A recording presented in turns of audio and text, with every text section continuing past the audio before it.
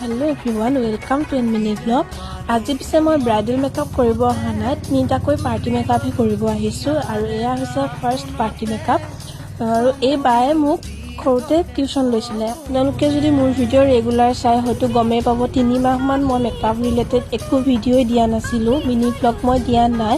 কাৰণ মই বুকিংসমূহ যিবোৰ বুকিং আছিলে মই কেঞ্চেল কৰিব লগা হৈছে, বুকিং ৰখাই নাছিলোঁ। মোৰ এটা এক্সিডেণ্ট হৈ গৈছিলে, যাৰ কাৰণে মই 1 মাহ বিচনাত থাকিবলগীয়া হৈছিলে আৰু সেইবাবে মই বুকিংসমূহ কেঞ্চেল কৰিছিলোঁ, ৰখা নাছিলোঁ।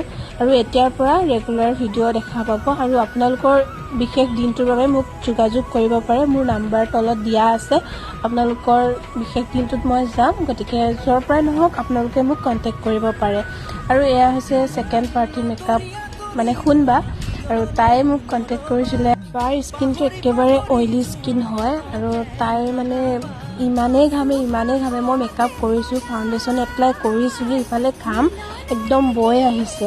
আৰু তাই এটাই চিন্তা হৈ আছিলে, গুৱাহাটীলৈ যিহেতুকে যাব আৰু মেকআপটো বেয়া হ'ব নেকি এনেকুৱা এটা ভাবি আছিলে। কেনেকুৱা লাগিছে শুনবা? বহুত ভাল লাগিছে। ভাল লাগিছে? মেকআপ মোৰ আগৰ পৰাই ভাল লাগে, হয়নে? সেইকাৰণে তোমাক ইনভাইট কৰিছোঁ। ভাল লাগিছে? বহুত ভাল লাগে। ছেটিছফাইড হৈছা?